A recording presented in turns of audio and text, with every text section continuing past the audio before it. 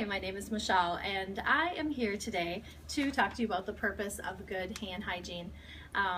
Today we're going to talk about the hand washing skill itself, and I'm going to demonstrate that. I'm also going to talk to you about where germs are, because you really can't see them. And so washing your hands frequently throughout the day and before and after certain tasks are going to be very important. So we'll talk about where you can pick up these viruses and bacteria, and I'll demonstrate that at the end of the video. So for today, I did bring you to our facility. I wanted to give you just a quick tour of where our students perform all their skills. Over here you can see that we have all the lifts and the bed and the things that we use. We do have another sink. We have two sinks actually, so we can be washing our hands in two different locations. So we have this one and we have this sink over here. A couple of the things that I'm going to be talking about too is just where germs are. So on this poster right here, you can see that our hands are basically a germ farm. I mean, everything we touch has germs on them. So what's on your hands? So anytime you touch money, a doorknob, that game controller, a basketball, bathroom door, a keyboard, school, books, your cell phone for sure, your MP3 player, remote controls, a faucet on a sink, pencils, computer mouse, desktops, the bus seat, virtually anywhere you're going to pick up germs. Here on this poster is an interesting fact that I found. Basically, 1 trillion germs of poop can live in, or 1 billion germs can live in 1 gram of poop. And so that is just equivalent to, here as you can see, a paper clip. It's super important to wash your hands when you're leaving the restroom. It's a really good thing to remember and remind little kids, and actually also our residents that we work with, to give them the opportunity to wash their hands after they've used the restroom. Another thing that's coming up soon is our flu season. We promote and have these posters up in our facility to remind not only employees, but the guests who come to see the residents to remember to cough into your sleeve. It really keeps the germs out of the air and then protects your hands so you're not transmitting that to another person. Another couple of posters that we do have, and these are posted by our sinks and also in every restroom to remind also again the visitors that come to see our residents that have little kids to remember to wash their hands before and after they see the residents. As here you can see, infected children's hands to other children is a way that they're passing germs, and it can also be a way that they pass them to our residents, and we don't want them to get sick.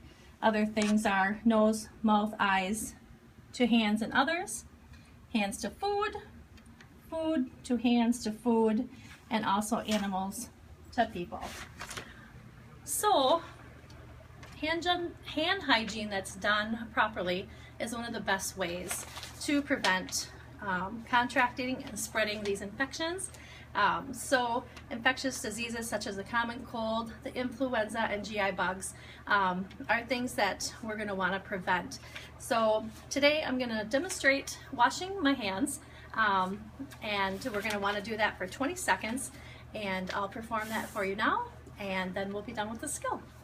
So the things that you're going to want to have is obviously a sink. We like to use warm water for this. We do have this glow gel that I'm going to apply. This glow gel is going to act as germs on my hands. And so when you apply the glow gel, it's going to show up underneath our black light here that I'll use at the end to see how many germs I have left on my hands. Okay. The other thing you're going to want to have is soap, which we have here, and then dry paper towels, because we want to use a dry paper towel to turn off the sink at the end, as well as we want to have dry hands. Okay, so as we turn on the sink, get the correct temperature of the water, I'm going to apply our soap, and when we apply our soap, we want to go ahead and wet our hands first. Apply the soap, and we want to rub vigorously because the friction is actually what loosens the germs up off of the skin, and it will let them rinse off when we rinse with the water.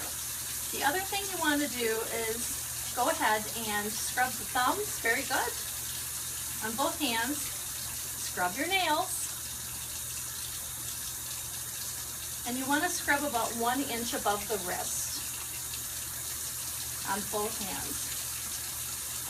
The other thing you want to do is make sure that you're not touching the side of the sink to recontaminate your hands while you're washing them.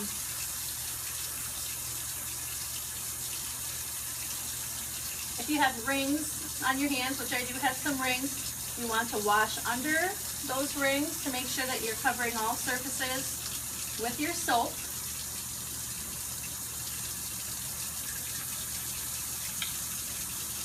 And then you want to rinse. So when you rinse your hands, you don't want to recontaminate.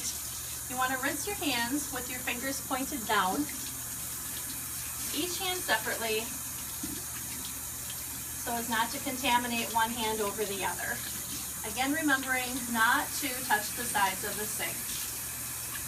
When you're done rinsing your hands, you want to remember not to shut off the water because you don't want to recontaminate your hands by touching the faucet, and you don't want to flick your fingers because you can be shaking more germs, the ones that you haven't rinsed off, onto the sides of the sink. So just rinse your hands and just kind of let them drip off. Grab your towel and go ahead and dry your hands.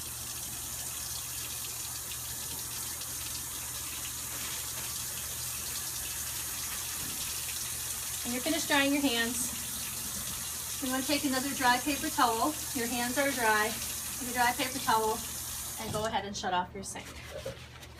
Now, because I did use the glow gel, I can take the black light, and this will show up on my hands if there's any areas that I need to focus on. Now, I don't really see anything lighting up that would suspect that I have germs left on my hand. So, looks like I did a good job. So, this completes the skill of hand washing. So I hope you use this technique and prevent from spreading germs. Thanks for watching.